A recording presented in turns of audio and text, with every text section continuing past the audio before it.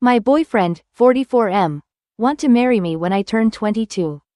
But he cheated on his ex-wife and had sugar babies. I never thought I'd find myself in a relationship like this. Growing up, I always pictured my future with someone closer to my age. Someone who would go through life's milestones with me at the same pace. But life has a funny way of surprising you. And here I am, 20 years old, in a relationship with a man who's 44. My boyfriend, let's call him David, has a 4-year-old daughter from a long relationship with his ex-fiancée. He's lived a lot of life. And that's what scares me. I didn't expect to fall for someone with so much history, let alone someone with such a complicated past. When David first told me about his previous relationship, it sounded like a nightmare I'd never want to find myself in. He said they were together for 10 years, but he never loved her the way he should have. According to him, they got together because it was convenient, he was single, she was available, and they settled into what seemed like an easy arrangement. That's where things started to unravel. He told me that they had problems early on, especially in their sex life. And that led him down a path I couldn't ignore. David cheated on her, a lot. He admitted to having sugar babies while they were together, saying that their relationship was so broken that he needed to look elsewhere for fulfillment. I wasn't sure how to react when he told me that. He was honest about it. But his candor didn't make it any easier to hear. He claimed that when his ex finally cheated on him, it was a relief because it gave him an excuse to leave. He called it a blessing. But that's where my fear kicks in, if he could rationalize cheating on her. What's stopping him from doing the same to me? David reassures me that our relationship is different. He says he's never felt this way since his first love. And that meeting me changed everything for him. I want to believe him. He treats me well, providing for me in ways I never thought possible. He buys me luxury bags, helped me start my own business, and gives me an allowance that has taken away all of my financial worries. For someone my age, it feels like a dream. I don't have to stress about bills or making ends meet. And I can focus on building the life I want. But with that comfort comes a deep fear. I'm scared that if I let myself get too comfortable, I'll lose sight of who I am and what I want for my future. David has already mentioned wanting to marry me when I turn 22. He talks about a future with me, kids, a house, a life together, but every time he does, I can't help but think about the life he had with his ex-fiancée. He once thought they had a future, too, and look how that turned out. What if I end up like her, stuck in a marriage with someone who cheats, and suddenly realizing that I've spent my youth on a relationship that was never truly solid? That's the thought that keeps me up at night. I don't want to waste my 20s, only to find out I've been living someone else's life, not my own. Right now, I'm considering my options. I'm thinking about saving the allowance David gives me, building up a safety net for myself in case I need to leave. It's not that I don't trust him, I do, to some extent, but I can't shake the feeling that I need to protect myself. If I've learned anything from his stories about the past, it's that things can change. And people can change. He tells me he loves me. And I believe him. But I've also seen how quickly love can fade. I haven't talked to him about my fears yet. Part of me wonders if I'm overthinking all of this. Maybe I should just enjoy the relationship and trust that things will work out. After all, he's been nothing but good to me. He treats me well, loves me deeply, and has never given me a reason to doubt his feelings. But the shadow of his past looms over everything. Can I really trust someone who's been unfaithful before? Or am I setting myself up for heartache by staying? I see the life he wants to give me. And I won't lie, it's tempting. The idea of a stable, comfortable life is appealing. But at what cost? If I marry him, if I have kids with him, will I always be wondering if he's still capable of betraying me? I've seen how easily he justified his actions in the past. And I worry that if things ever get tough between us, he'll do the same thing again. I also worry about how my family and friends see our relationship. They've been supportive for the most part. But I know they have their doubts. The age gap alone is enough to raise eyebrows. And I can tell that some of them think I'm only with him because of the financial stability he provides. That's not true. I care about David, and I love the way he makes me feel. But I can't deny that the financial security is a factor. It's hard not to appreciate the life he's given me. And that's where the lines start to blur. Am I with him because I love him? Or because he makes life easier? That's a question I ask myself more than I'd like to admit. I don't want to be the kind of person who stays in a relationship for the wrong reasons. I want to believe that my feelings for him are real. But the more I think about our future, the more confused I become.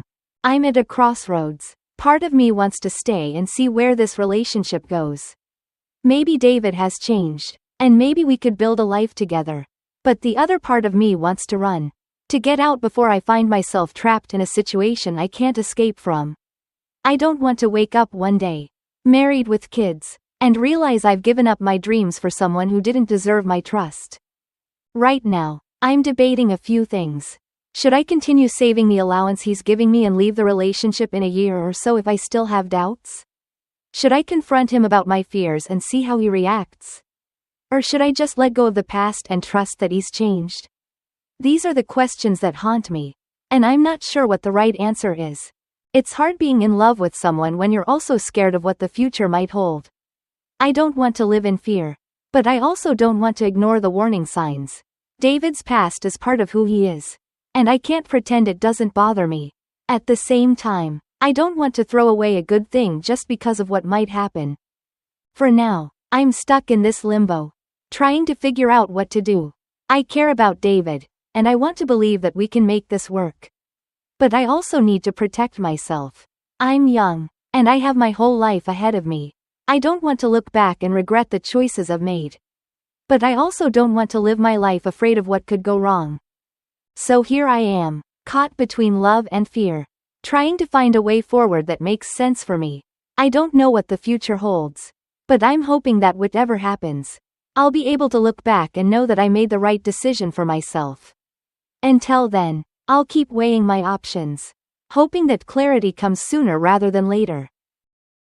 My wife wants me to leave my condo for a night so she can invite her sister and another girl. I never thought I'd find myself in this situation. My wife, who I love dearly and have been married to for just over a year, wants me to leave my own condo for a night so she can have a sleepover with her sister and some other girl I don't even know. It feels weird, unsettling even, to be told to vacate my own home for the night, especially when there's no real reason why I couldn't just come back after their girls' night. It's not like I'm some intruder in my own place. Yet that's how it's starting to feel. I've had this condo for years. Bought it with my own hard-earned money. Took my time making it the way I wanted. I've been in this space long before she moved in after we got married. And while I know that with marriage, it's as much her home now as it is mine, it doesn't feel right to be asked to leave like this. This is my home, the place where I relax, unwind, feel safe. The thought of being kicked out, even for just one night, doesn't sit well with me. We were sitting around the other day, just talking about the usual stuff, work, weekend plans, when out of nowhere, she casually drops the idea of a girls' night. At first, I didn't think much of it. She mentioned inviting her sister, which is no big deal. I like her sister. We get along well enough. Then she says she's going to invite this other girl, someone she hasn't hung out with in a while, but someone I barely even know. I haven't seen this person in years.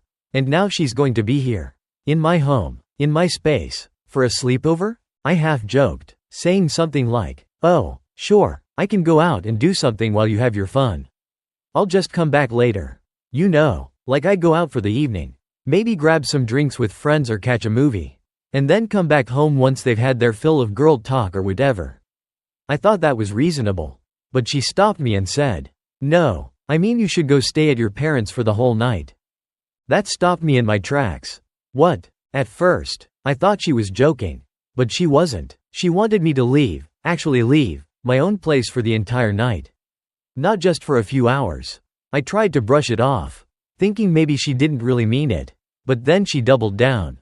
"It's just one night," she said. "We want to have a real sleepover. You know, stay up late, gossip, and just hang out without worrying about you being here."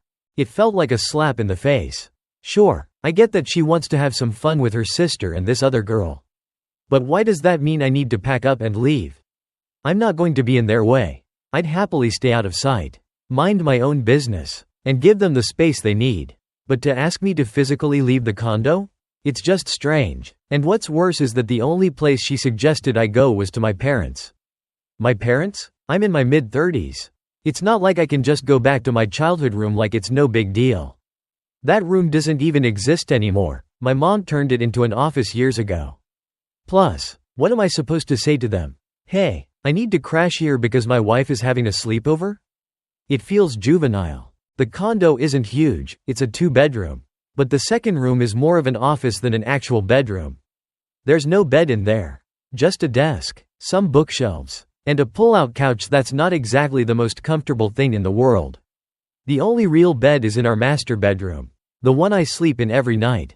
And now, suddenly, I'm supposed to give that up so her friend, who I don't even know, can sleep in it. I tried to talk to her about it, explain how it made me feel, but the conversation quickly spiraled. She turned it into something bigger. Something about how this condo isn't really her home. That hurt, because in my mind, of course it's her home too. We're married, everything I have is hers. But that doesn't mean it's okay to push me out of my own space. Right? She made it sound like I was being unreasonable. Like this is just what married people do. Make sacrifices for each other. But I can't help but feel like I'm the only one making a sacrifice here. I've given up a lot to make this marriage work. I'm not complaining, but asking me to leave the place I've built, even for a night, just so she can have a sleepover? It seems excessive. I asked her, why can't I just come home later? I'll stay out as long as you need. Give you guys space. But that wasn't good enough for her. She wanted me gone for the entire night. Like my presence would somehow ruin the fun. It's not like I'm going to crash their party or eavesdrop on their conversations. I'm perfectly capable of giving them privacy. But no. She wants the whole place to herself. And that feels like too much. Part of me wanted to say, fine, I'll just go to Vegas for a few nights and you can have the whole place to yourself. I didn't, but the thought crossed my mind. Maybe that would show her how weird this whole thing is. Maybe it would make her realize that it's not fair to push me out like this. But then again, that's not really how I handle things. I don't want to be passive-aggressive. And I definitely don't want to make this a bigger deal than it already is. Still, I can't shake the feeling that something's off. I've never been one to back down from a challenge. And I'm certainly not the kind of person who likes being told what to do. Especially when it comes to my own home. But at the same time, I don't want to be the bad guy. I don't want to be the husband who won't let his wife have a little fun. I know marriage is about compromise. And maybe this is just one of those things I need to let go of. But is it? Am I really overreacting? Or is it okay to feel uncomfortable about this? I don't know. Maybe I'm just being stubborn. But I can't help but feel like I'm being pushed aside in my own home. And for what? A sleepover? It's not like I'm asking for much. I just want to be able to come back to my place. My bed, at the end of the night. Is that really so unreasonable? She makes it sound like I'm being selfish. But I don't see it that way. I just want to feel like I belong in my own space. Maybe that's the real issue here. It's not just about the sleepover. It's about feeling like this place, the one I've worked so hard for, is still mine. I love my wife. I want her to be happy. But I also want to feel respected. And right now, I don't. I want to find a way to make this work without feeling like I'm giving up too much of myself in the process. Maybe that's what marriage is all about, finding that balance between giving and keeping. But right now, I'm struggling to find it. Am I being unreasonable? Or is it okay to stand my ground on this one? I guess time will tell.